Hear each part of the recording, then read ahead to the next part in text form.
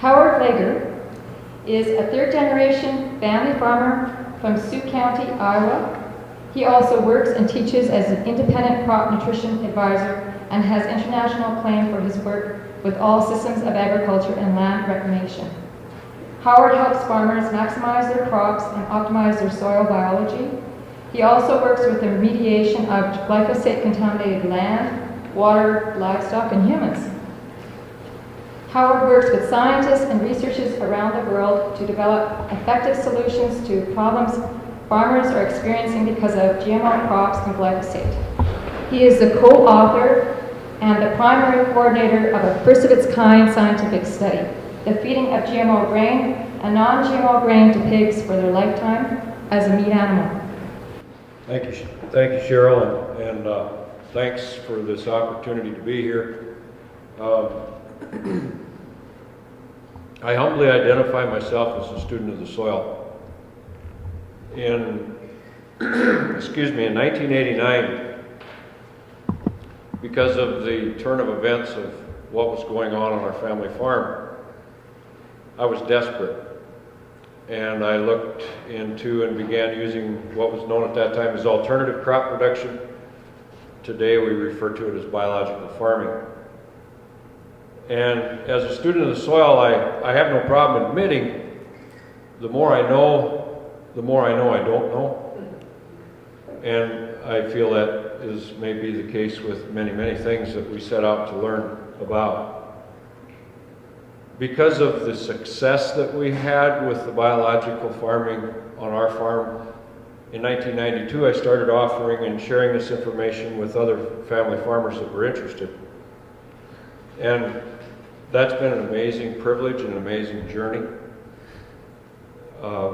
The ability of what we've been able to learn through all of the on-farm research in both crop and livestock production all across the United States and in Canada, where I've been blessed to work with farmers, has been phenomenal. In 1994, I was in the crop production sales arena as well as the advisory arena, and we were being told about genetically engineered crops, and I thought it's my responsibility on behalf of the customers to learn about this. So I started studying it. I was directly connected with the seed company, doing test plots since 1984 for the different varieties. And then in 1997, we did our first on-farm research with BT corn. And we took and I'm not going to expect you to read all the numbers on this slide because they're small, but I'll point out the key ones to you. We took our old reliable favorite corn hybrid, which was very sound agronomically, and we put it in the test plot. Right next to it, we put the BT version of that same hybrid. And the cost of the seed for old reliable was $26.18 an acre, and the cost of the seed for the BT GMO version was $38 an acre. When we harvested the grain, the yield for old reliable was 149.91 bushels per acre, and the BT was 146 bushels per acre. And it was 5 percentage points wetter. And of course, the farmers in the room know you get docked for moisture when you deliver grain. So when we took that and we figured everything in the bottom line, we lost $57.99 an acre with that GMO hybrid. We repeated that same experiment in the other half of that field the following year. We lost $58.95 an acre. And the seed company saw that same result in a vast majority of the plots where they had this hybrid in the BT version. But there were other hybrids that didn't have the good all-around sound agronomic characteristics that the old reliable did. And they would see, when we had the years of the insect pressure, they would see a yield response by having the BT in that maybe second-class hybrid, some of our customers would say, or some of the guys were a little more blunt. They'd say, well, the plant breeders just stopped short of finishing their job. They didn't develop a good hybrid. And in that, when that was the case, then the BT would perform, and of course, they were getting more from the seed, so it was somewhat easy to figure out which one they were going to promote. As Cheryl said, I have been extremely privileged to work with scientists and researchers from all around the world. This is just, and the other day I noticed I should update this, but I could probably fill 3 slides with all of the names of scientists and researchers that I'm privileged to work with. One of these is no longer with us, but some of his research I'll share with you. What's the motivation? You know, people ask, why is there the big push for this? We're told that we have to grow more food to feed the growing population in the world. And while that's never been proven, genetic engineering in any independent research plot has never been documented and verified to increase yield. But being in the seed business starting in 1984 and quitting in 2010, I saw the change in the seed prices. And there was something connected to the genetically engineered crop known as technology fees. This is the royalty that was charged on every bag of seed that the farmer has to pay to the seed company who holds the patent on the genetically engineered seed. So in 2010, when I decided to discontinue in the seed sales arena, I sat down and I did the math on what does this amount to if we presume that all of the acres of corn, soybeans, cotton, canola, and sugar beets in the United States were genetically engineered. Again, presuming 100% utilization and using USDA's numbers for the acres planted. That year we had 87.9 million acres of corn. The tech fee was $60 per acre. That was not the seed. That was just a technology fee or the royalty that was collected on that seed if you were planting the latest and greatest genetically engineered hybrid. That would calculate to $5.274 billion for corn.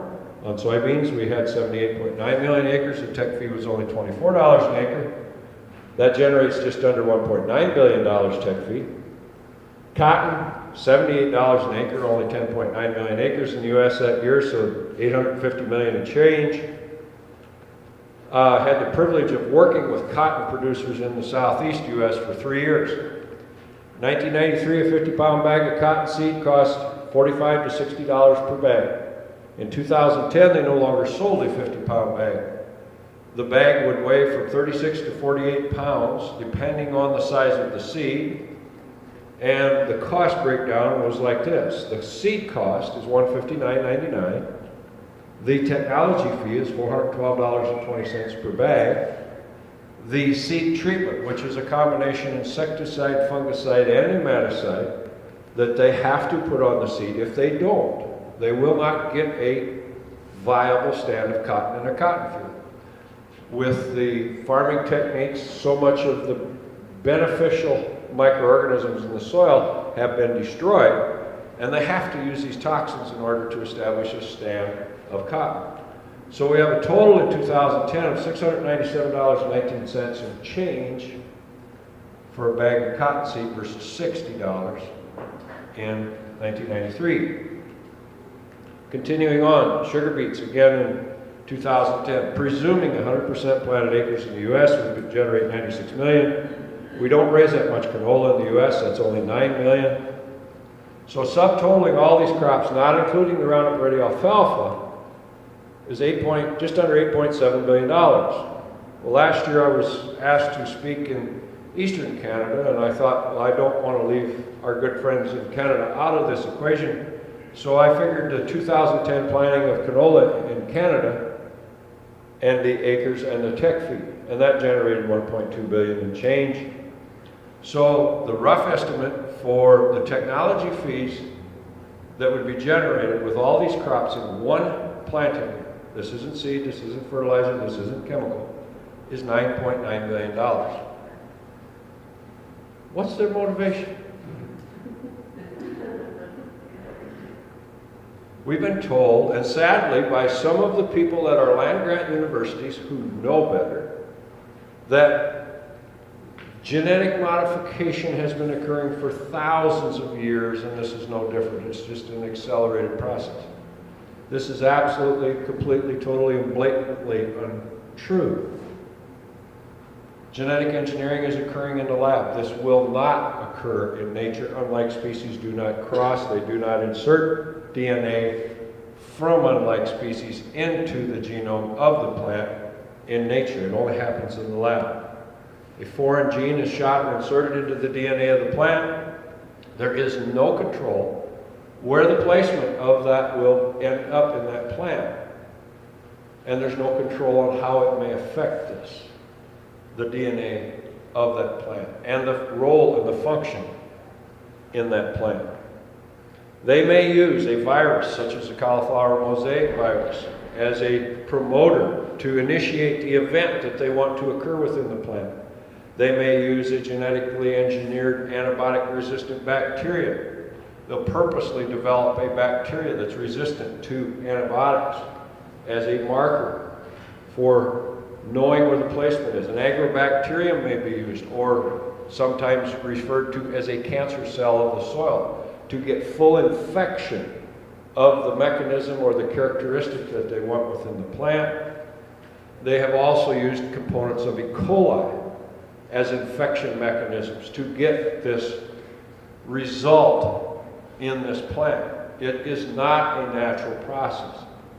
In fact, European Food Safety Authority analyzed 85 different genetically engineered crops, and they found 54 of them contained unidentified and unspecified foreign either organisms or compounds, and they're supposed to identify what is present in this. I received this slide from a retired molecular microbiologist at Washington State University. I was in Washington State and Seattle of 2013 giving this type of presentation, and I made the comment they had a 1 in 100,000 chance of putting the foreign protein or the insertion into the DNA in that plant. They had a 1 in 100,000 chance of getting it in the same spot twice. And Dr. Sudoku raised her hand and she said, "Howard, it's not nearly that accurate. I used to do this in the lab." And then she sent me this slide along with the numbers. It's 1 in a trillion to 1 in 100 trillion chance that they can put it in the same spot twice. And you may wonder, well, you know, what difference does that make, or does that matter? I'm going to show you why that's important pretty quick. Every time a genetic alteration is made with the processes that they have used at this point in time, there is a potential for a development of a foreign protein in the fruit of that plant. This foreign protein can either have a subtle or a dramatic change to the mammal that consumes it, many times causing moderate and or severe inflammation. The immune system challenges. 70 to 80% of the cells in our immune system are located in our digestive tract. Now, I want you to imagine for a minute that I am your immune system. I'm in your stomach. It's my job to protect you 24/7, 365. You have just eaten something that contains a foreign protein that I identify it when it comes into the domain that I'm to protect. So let's pretend that this is a foreign protein you've just consumed, and I'm going to do my job. I'm going to try and get rid of it 24/7, 365. Now I want you to imagine you're going to leave here now, and you're going to come back here 24 hours from now. What will happen to my strength? Is it going to get stronger or weaker? With ingredients from genetically engineered crops and 70 to 80% of the processed food, could there be a reason why we are seeing epidemic increases in a variety of autoimmune diseases? As I said, I've had the benefit of working with family farmers in crop and livestock production all across the U.S. since 1992.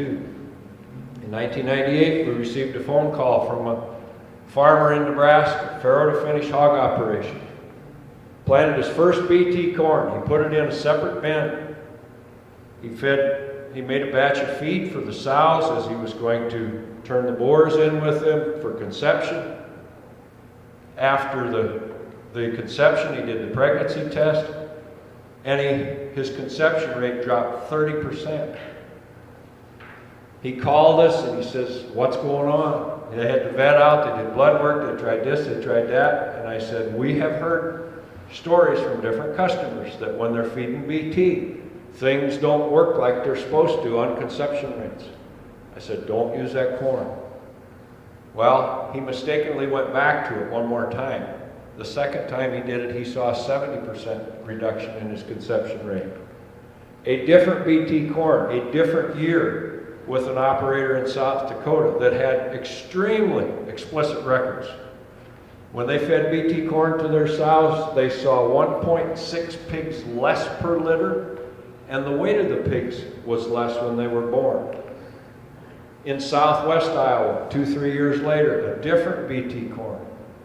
And so you know, this didn't all happen just boom, every time, every place, every single instance.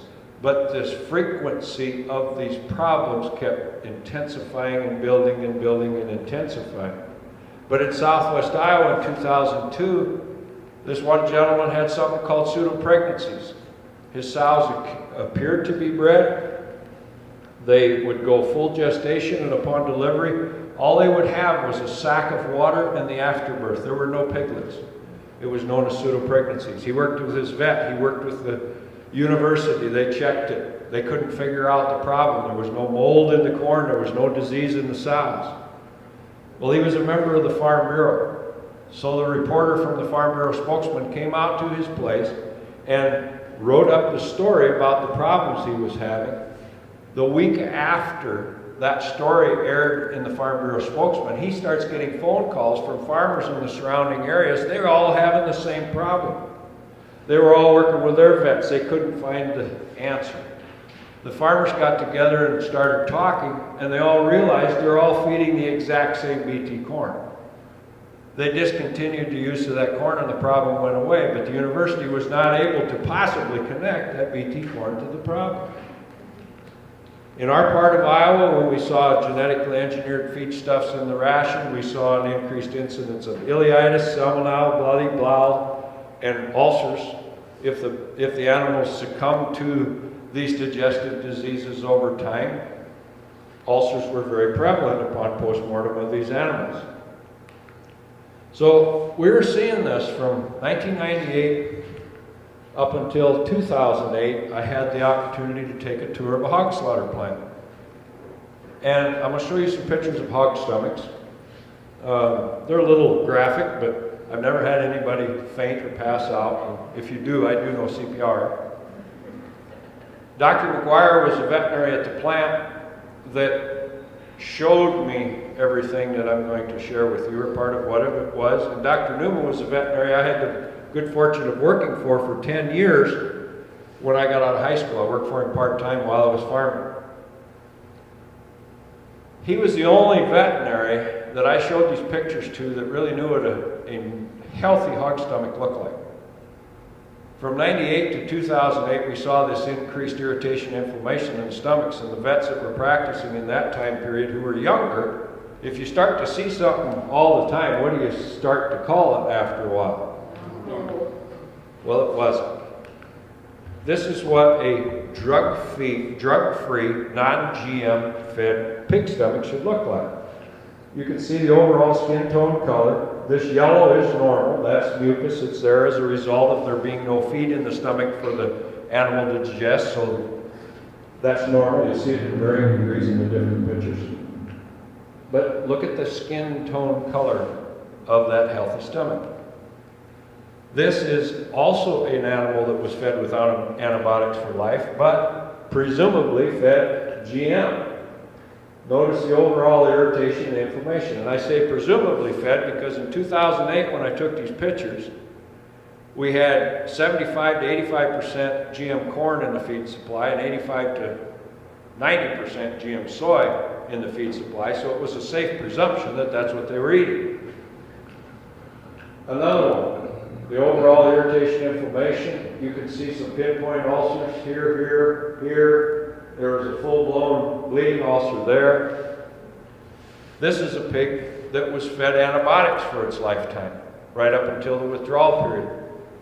Notice how the overall color of that stomach is pale. Well, Dr. McGuire was quick to point out to me the benefit of the antibiotic in reducing that inflammation. But right dead center is an ulcer. This is the worst antibiotic-fed pig stomach that I took a picture of. And as you can see, it's pale, but there's evidence of a number of severe ulcers. So as a result of accumulating this information, I was working with Dr. Elaine Ingham at that time on the soils program on our farm, and I shared this with her, and I said, this is just circumstantial and coincidental. She said, no, Howard, the correct term for this scientifically is anecdotal. You have gathered and accumulated the evidence, now set up the protocols and do the scientific study to see if you can verify and document what you've been witnessing. So I was fortunate to meet Dr. Vlieger Farmer from Australia over the phone and by email, and we set up the protocol to do the study. We took 84 pigs right off of their mother and put them, they were evenly separated for sex and size, random replication or separation. 84 pigs on a non-GM diet and 84 pigs on a GM diet from the day they were weaned off of mama till the day they went to harvest for a meat animal. When we harvested the animals, we had 2 licensed practicing veterinaries that did complete autopsies and looked at every organ part of the animal. We weighed all the organs that was appropriate. We collected all of that data. Again, a healthy pig stomach. Being the anecdotal information was stomach problems, so that was something we looked at very closely. And this was what you would call a stomach with severe inflammation. The statistical findings in the study were this. There were 2 significant findings. The GM-fed pigs had a 260% increased likelihood of having severe inflammation in their stomachs. The males had a 400% increase in the likelihood of this inflammation, and the females a 220% increase in the likelihood. And that made me wonder for a long time, why were the males more susceptible than the females? Well, I got that question answered at the scientific symposium I was invited to attend and speak at in Beijing, China in July of this past year. It's because of the testosterone production by the male that they're more susceptible to what's going on. We see the same thing in boys with autism. The rate of autism is much higher in boys than it is in girls, and it's too high in both. 260% increase in severe stomach inflammation overall, and the females, there was a 25% increase in the utera weight of the GM-fed females. They were 25% abnormally heavy. We didn't know this until 3 days after the autopsies were done, when all this information was calculated and put into the scientific graph. And if we'd have known it, we'd have certainly preserved all of those organs in complete entirety. And of course, the budget didn't allow some of that. But severe stomach inflammation and increased utera or abnormal utera weight and size. Well, you remember we had reproductive problems, we had digestive problems. Did we find 2 body parts that showed us there could be a reason for concern there? To me, the most revealing thing that we learned is this, and it has to be classified as anecdotal because we didn't anticipate it, so we didn't have our protocol established in this manner to document it.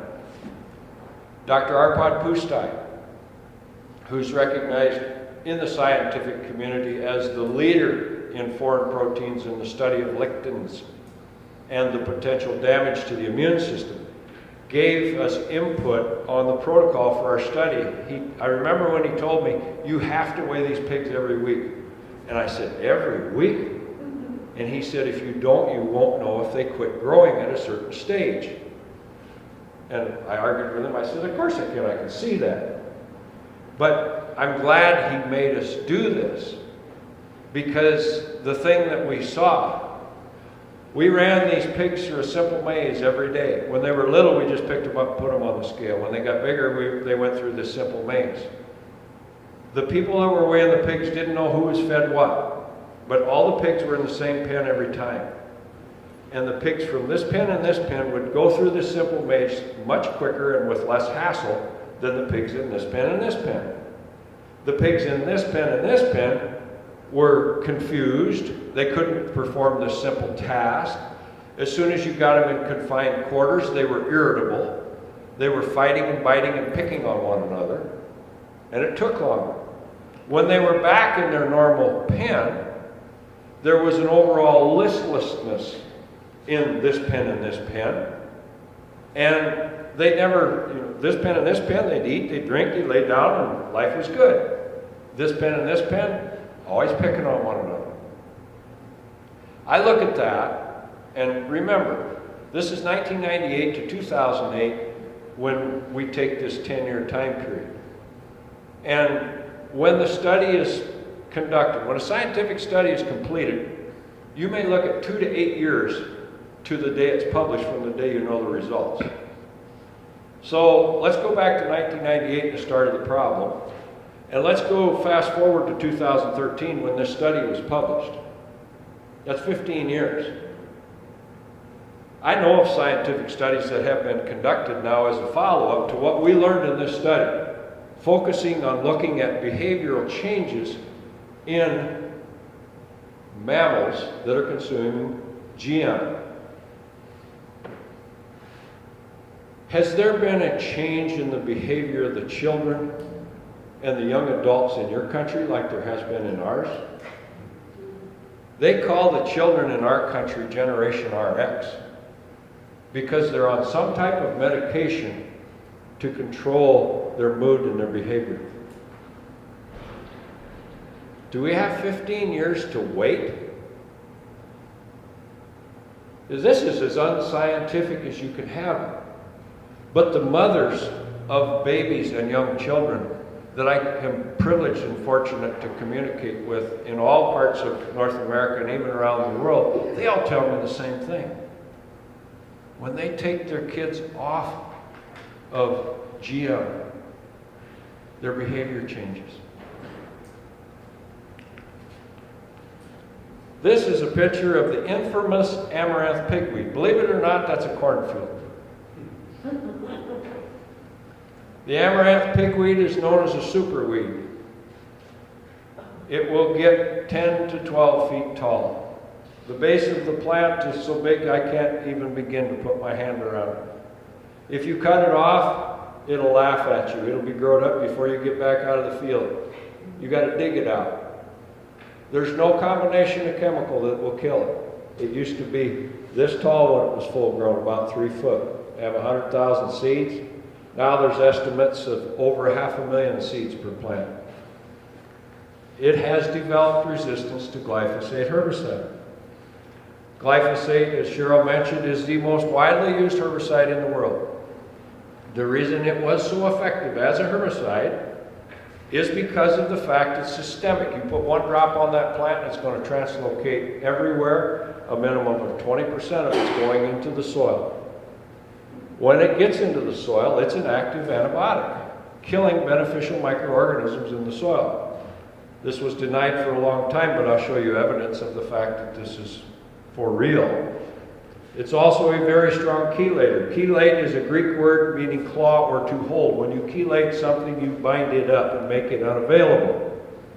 Glyphosate will chelate calcium, magnesium, manganese, zinc, iron, copper, nickel, cobalt, boron, selenium, molybdenum, and potassium. And it won't let go depending on the conditions, pH, and other related factors of that mineral. So it's tying up that nutrition. It ties it up in the soil, it ties it up in the plant. If the nutrient is in the grain or the foodstuff, if glyphosate is present, it's also going to tie up that nutrient in that food supply. Glyphosate will not kill a plant if it's raised in sterile soil. This is a scientific study that's been replicated several times. This is an edible bean plant, a bean like you would grow in your garden that you would eat. This is sterile soil. They put that soil in an autoclave and they kill everything. There's no bacteria, there's no fungi. That is dead soil. This is that same bean plant growing in field soil. All of the bacteria, the fungi, and the microorganisms are present in that soil. And this is the control. That's the one that didn't get sprayed. Spray this with glyphosate in sterile soil. There's no opportunistic organisms there. There's no mechanism to kill the weed. In essence, that weed just kind of hunkers down for 10 days to 2 weeks. After that 2-week time period, it started growing again. It will not die. You have to have disease present in order to kill a weed with glyphosate. When you put glyphosate on anything, weed, genetically engineered crop, or whatever else, you are going to predispose that plant to disease.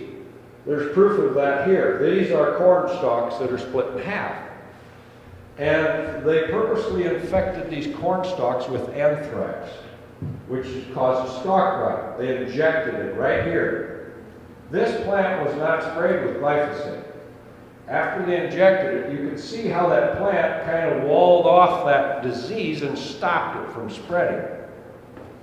On these, after they injected them with glyphosate, with the anthrax, they sprayed them with glyphosate. That completely wiped out that plant's ability to defend itself against disease. Whenever you spray any plant with glyphosate, you predispose that plant to disease. Because regardless of the fact that it's genetically engineered and won't die when you spray it, it still ties up all of these micronutrients. It ties up the amino acids and the enzymes that help the plant defend itself against the disease, and it stops the growth hormones from moving within that plant. So it just kind of sits there. You might, and plants don't have an immune system, they have a defense system.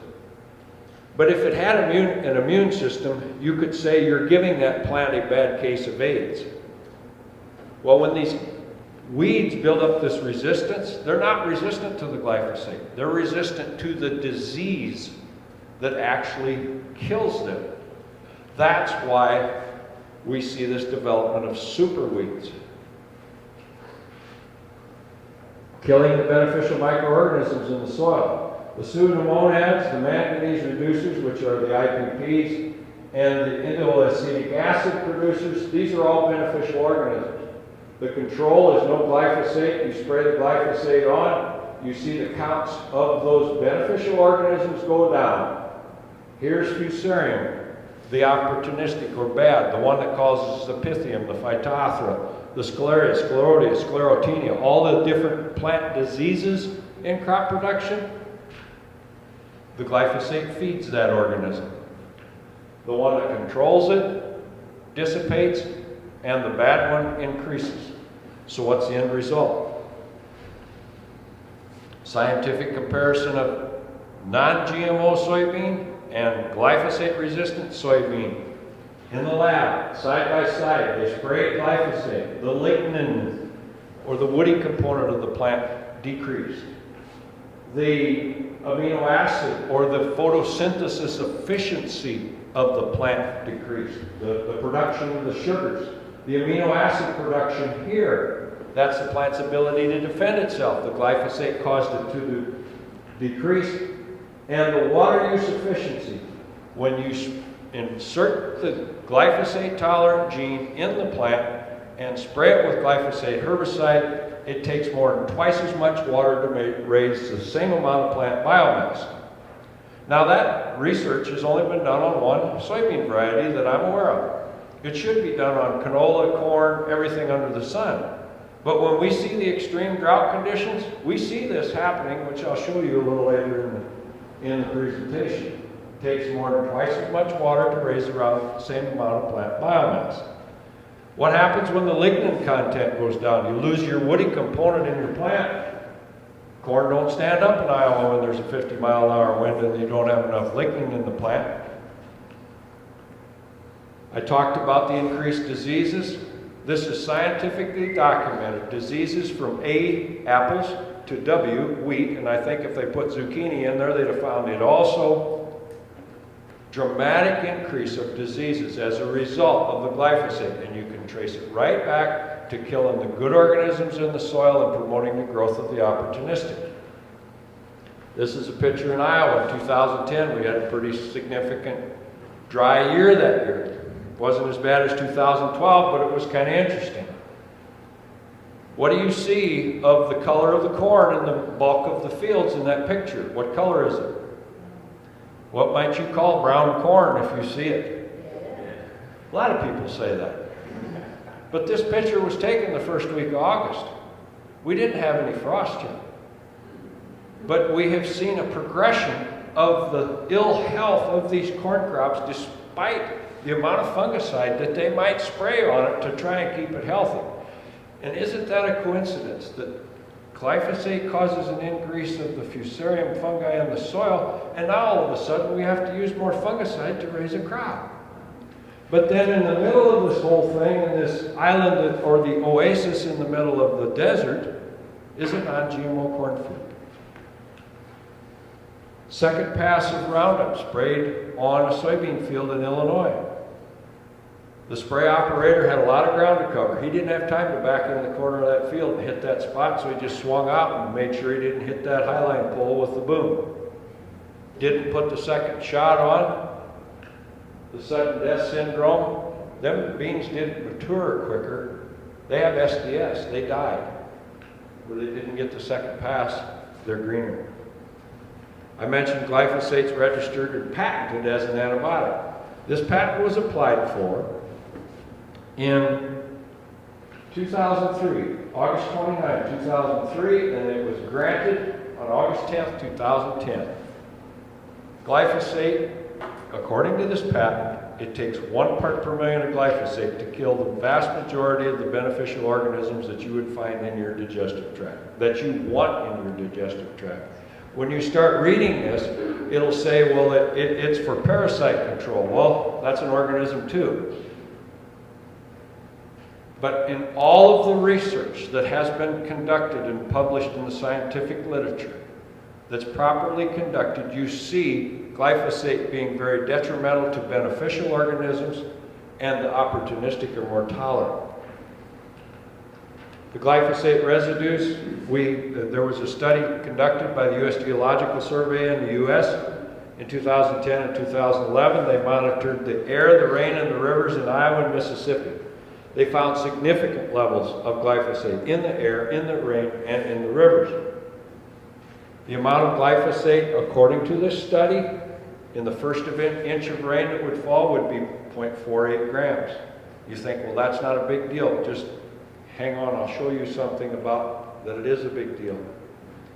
We have found glyphosate residues in alfalfa hay that is non-GMO alfalfa hay that was fertilized with poultry litter that contains significant levels of glyphosate because the grain that they fed the birds contained significant levels of glyphosate, and they passed it right through to the fertilizer that they put out the back end.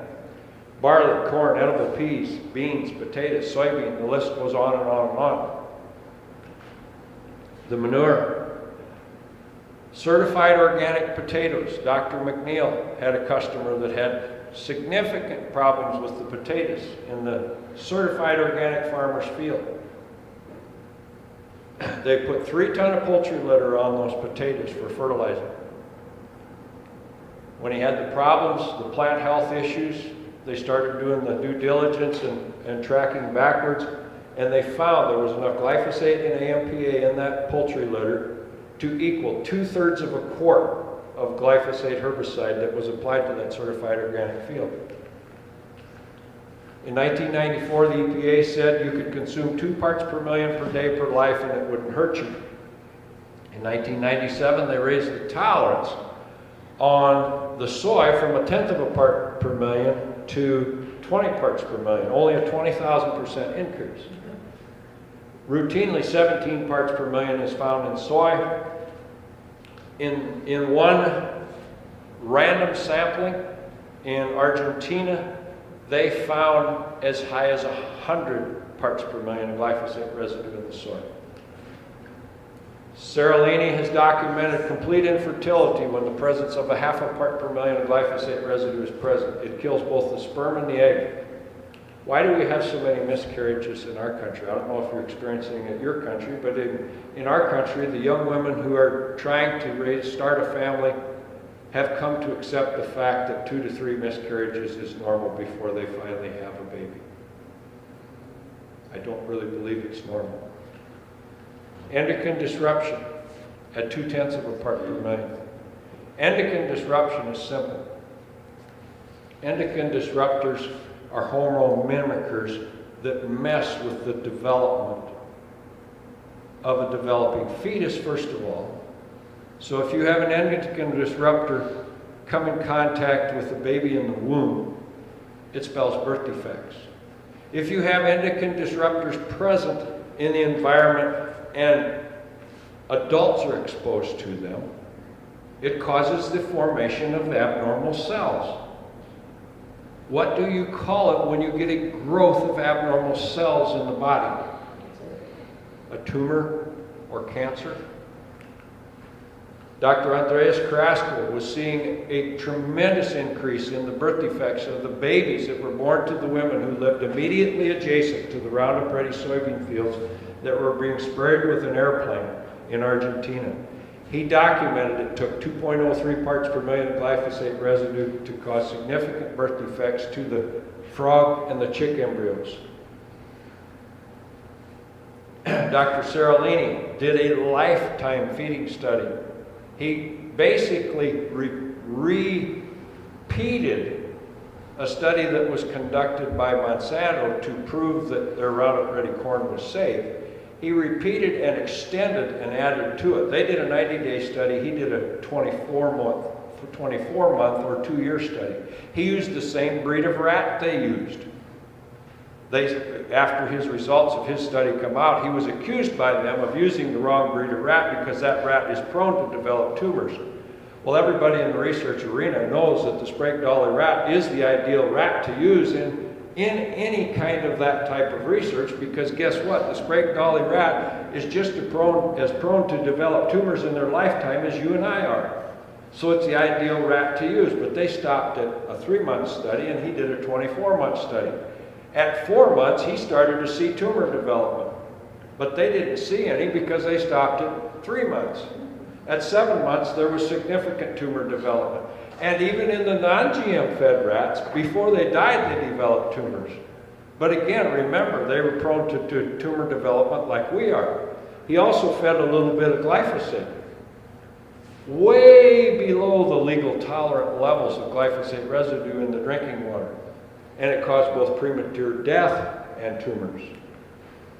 And he was criticized. And this study was published, and the fury of down below came upon him from the scientific community. And eventually the study was retracted by the journal that published it after a gentleman who coincidentally has done a lot of work for Monsanto was appointed as the head of that type of research and studies at this scientific journal. But then, lo and behold, the Seralini study was submitted to another journal, and it went through peer review 2 more times. So in essence, it was peer reviewed 3 times, and it was still published. But they still say it's no good because it came up with results that they didn't like. Now we go to Germany.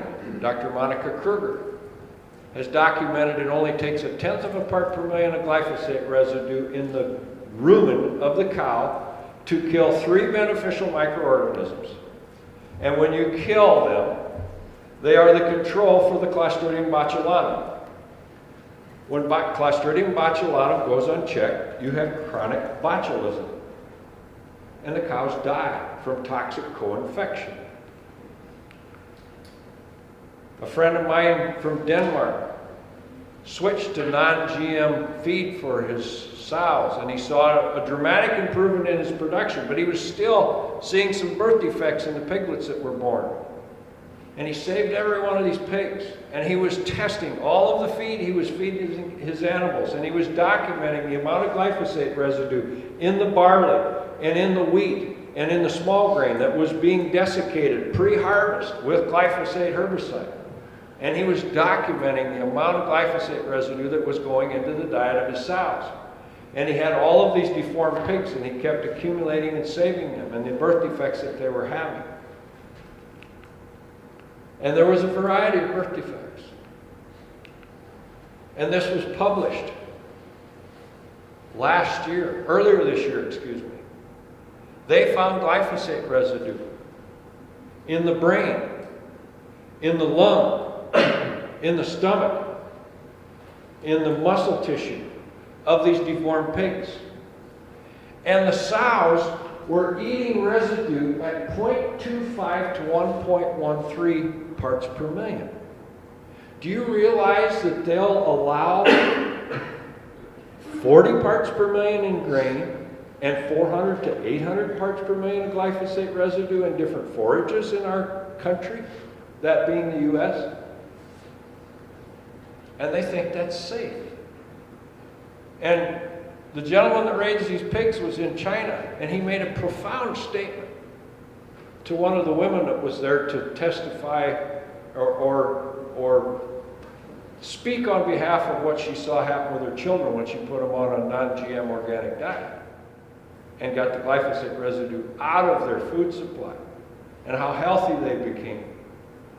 He said, "At least I know how much glyphosate I'm feeding my sows. You have no idea how much you're feeding your children." Argentina. I talked earlier about the birth defects that Dr. Carrasco documented. The ruptured purpura is very, very common. The birth defects in 1997, 46 birth defects of 24,000 births. 2001, 60 of 21,000. In 2008, 186 birth defects of 21,000 babies. The rate of glyphosate application in that time, in 1996 they put on 1 liter per hectare. Today they're putting on 10 to 20 liters per hectare on the Roundup Ready soy in Argentina. In the U.S., is it happening? Are they looking for the answer? What's happening in the Yakima Valley in Washington State? The anencephaly, it's epidemic rates. The only herbicide that's been allowed to be used for weed control in the Yakima Valley River Basin for the last 15 years is rodeo. It's a generic form of glyphosate herbicide. Anencephaly is when the baby's born without a brain. Most of them are not born alive. Some of them miraculously may live as much as a month. Dr. Nancy Swanson is a retired PhD physicist researcher from Washington State University. She did a career stint in our military and the Navy first, and then she was at Washington State. She decided to look and see if there was something going on. So she looked at the introduction of Roundup Ready crops in 1996 and the subsequent increased use of glyphosate herbicide in the U.S. up to 2010-2012 time period. I'm only going to show you some of the results that she had. This was just published in a scientific journal, by the way. The congenital birth defects from 2006 to 2010. Now, the thing that she did in this, and this is the whole, all of the different ailments and illnesses that she looked at. She looked at the correlation factor. And I'll just use this autism as an example. The Pearson correlation coefficient, that's the similarity between this happening and this happening. That does not prove cause and effect. You could say in the same time period, cell phone use increased. But let's look at autism a little closer. Dr. Seneff has looked at it, that in 2007 in the U.S., 1 in 150 children had it. By 2009, it's 1 in 100. By 2013, it's 1 in 50. The way it's going, it's predicted to be 1 in 2 by 2020. How's that going to be sustainable? Diabetes. If we'd have stayed on the trend line that was started in 1960, we should be right here. But again, it went up. Correlation, 98%. This does not prove cause and effect in any way, shape, or form. But if it doesn't send a message for a wake-up call for the regulatory agencies to start investigating the epidemic increase of diseases that we're having in our country, what is it? The ostrich approach isn't working. They can't bury their head in the sand. A friend of mine in California sent me a picture of this. This was posted on the schoolyard where her children play. It has taken her quite a bit of time, but it sounds like they may not be posting that sign on the schoolyard anymore after her bulldog attitude and persistence. I don't think they're going to be spraying a glyphosate herbicide on that property anymore. And this is easy to use because all you got to do is go to the big box store and buy that jug that's ready to spray, and you come out here and you go, psst, there's a weed in the crack in the sidewalk on my driveway. You give it a squirt and it's gone. Like, remember that if you have the commercials like we do in our country, it's so easy, it's so slick. Have you ever thought if you do spray a glyphosate herbicide on a weed in this crack in the sidewalk, when it rains, where's that residue of that chemical going to go? Now, my mother had a neat trick. She had this silver-looking thing that sat on the stove year-round. And every once in a while, she'd fill it up with water and set it on the burner and turn the burner on high. And after it'd sit there for long enough, it'd start to whistle, known as a teapot. She'd take that teapot off of there and that boiling hot water, and she'd go outside and she'd pour that on them weeds in the crack in the sidewalk. And she'd go back, and she needed more water, she'd fill it up, set it on the stove again, go back outside. She'd pull them weeds out just like this. They had no resistance whatsoever. And as near as I could tell, there was no ill effect of that boiling water because by the time she got back there to pull the weed out, it had already cooled off. The amount of this stuff that's going on the crop ground is horrendous. But that's not the only way it's getting into our environment. What do you see in this picture? Pardon? Dust behind a combine that's harvesting corn. It happens to be triple stacked Roundup Ready corn. We've noticed this for some time, and one gentleman, and this is a dust mask that I encourage every farmer to wear when you're working around any grain. Because the things that I'm going to show you don't stop at the fence line. I would like to think it could be that simple, but it doesn't. One gentleman noticed a lot of dust in his, when they were harvesting his brother's Liberty Link corn, which is similar to Roundup Ready. And he noticed more dust in his dad's Roundup Ready corn. So he took a sample of the dust from the Roundup Ready corn field off the combine after they harvested, and he took the Liberty Link corn dust off the combine after they harvested, and he had some dust in the hog confinement building. So he took them all, put them in a Ziploc bag, sent them to Midwest Labs in Omaha, and asked them to do a mold count and identification on this dust. When they sent him back the results, they said, anyone working in an environment that has more than 1,000 CFUs per gram of dust to this magnitude should be wearing a protective breathing device. Well, I apologize for how small this is. I'll read it off to you. The hog dust was 14,000 CFUs per gram. Remember, 1,000 CFUs per gram, you should have a dust mask on. Aspergillus niger, 1,000 Aspergillus species. Other, 10,000 penicillium, 3,000. By the way, the Aspergillus species of mold and mycotoxin is the most detrimental. The mold count on the Liberty Link corn, 7,200,000. 7 million of that is Aspergillus and 200,000 is penicillium. The Roundup Ready corn dust was 15,600,000. It was all Aspergillus species. So what? Why is there so many people getting sick in our country about harvest time? Respiratory illnesses. Whether it's the people that live in the small rural communities adjacent to the fields that are being harvested, or it's the farmers that harvest it. This is an interactive slide. I need you to participate with me in this. Do you recognize any of the names in the center of the circle? Do you have commercials that advertise prescription drugs in your country? Have you ever seen a commercial for the purple pill that if you have digestive issues, you can take it? That commercial sponsored by AstraZeneca. Have you ever heard of something called atrazine?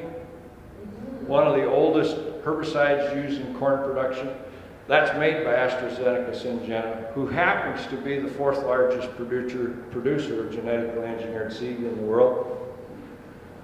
When you see or hear Bayer, what's the first thing you think of? Have you ever heard of Bayer Crop Science, the makers of Aztec insecticide, Liberty herbicide, and Liberty Link corn, soybeans, cotton, and canola? When you see Pfizer Pharmacy up, John, what do you think of? RX. Did you know they were the sole parent company of Monsanto at one point in time? They're still connected. So we've established the fact that all of the companies in the center of the circle are in the pharmaceutical and chemical business. We're going to start with chemical. I want you to give me one word that you would use to describe a chemical that kills a weed or an insect. And you're describing that chemical to a 5-year-old child. What one word might you use? Toxic. Toxic. Okay, we're using something toxic to raise crops. What do we raise crops for? Cereal and grain. What do we feed the bulk of the grain to? Livestock. So in using this toxic material to raise this crop, if there were to be any residual effect, do you think it would be good or bad? Bad. So if there's an adverse effect of this toxin in the grain, and we feed the grain to the livestock, and the livestock don't feel good, who do we call for help? When the veterinary comes and looks at our livestock, what might he tell us to use to make them feel better? What if we want them to grow faster so we can be more cost efficient in our production and make more money raising this livestock? What might we give them? What do we raise livestock for? Food. Who eats the meat? If there's an adverse residual effect from this toxin that we use on the crop that might affect the grain, it could affect the livestock, is there a minor chance that it could affect the meat? If the people eat the meat and they don't feel good, where do they go? After you go to the doctor, where might he send you with a piece of paper with his autograph on it? Does this present a positive cash flow for the companies in the center of the circle?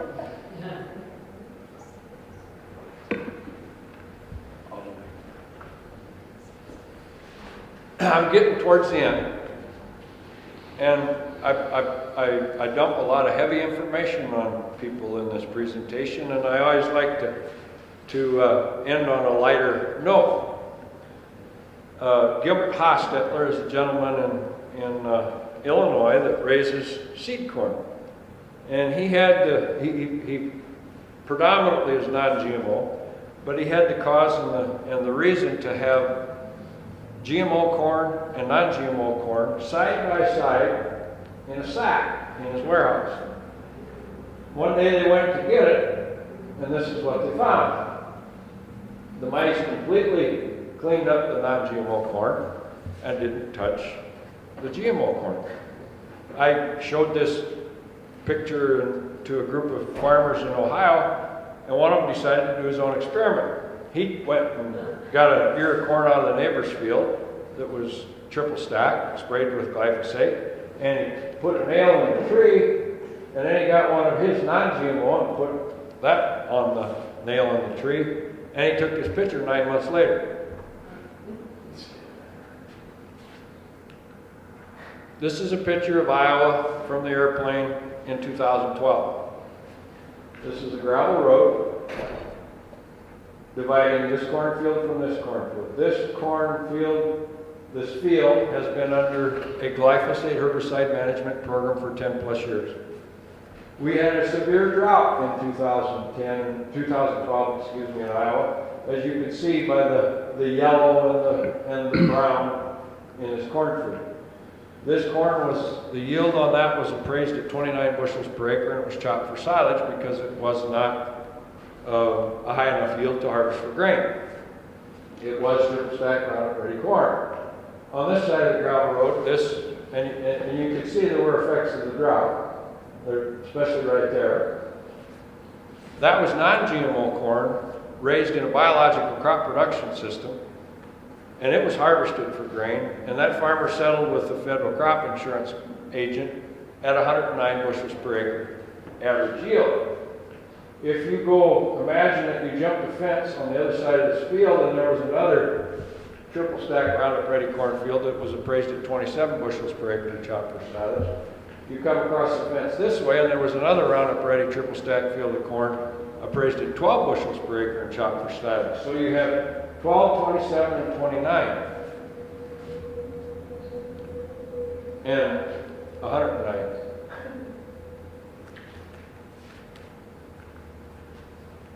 If you're interested in furthering your understanding of this whole subject, I have some suggested reading material for you. Seeds of Destruction by William Engdahl is a very well referenced book on what may be behind the objective of the whole genetically engineered seed concept. Don't read it before you go to bed at night. I read this book, the first 4 chapters of this book, on the way home from a meeting in Canada in Winnipeg in 2010. Dr. Huber and I were both at that meeting. He gave me this book because a friend of mine in the UK had given it to Dr. Huber. Dr. Huber read it on the plane ride home from Europe and then gave it to me at the meeting in Canada. And I read the first 4 chapters on the plane ride home, and I got home and I was in the office and I called Dr. Huber because I knew he would be driving from the airport back to his home in Idaho. And I said, if I'm interpreting this correctly, we're someday going to say that glyphosate makes DDT look like mouthwash. He says, I would not disagree with that. For what we know that's in the scientific literature and what we know that's pending publication, which we can't tell anybody about yet, I don't think there's ever been a more devastating chemical than glyphosate. And if anyone you know is thinking about having children, or if you yourself are of that age, I call this mandatory reading. It's by Theo Coburn. It talks about endocrine disruptors and the potential damage. Not only can it cause birth defects for the baby in the womb, these ill effects can affect the grandchildren of the baby in the womb. That's how devastating this is. We have to wake up. Another very interesting read, America's Two-Headed Pig. Dr. Art Dunham is a friend and a colleague, veterinarian in Northeast Iowa. His daughter wrote this book. And she looked at the 2 paths that production agriculture took in the United States. One was the economic path that was promoted and is the majority avenue, and the other was what could be done sustainably. Again, a very interesting read.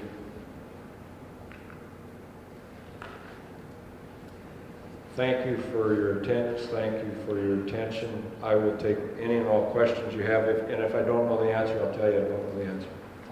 Yes, ma'am.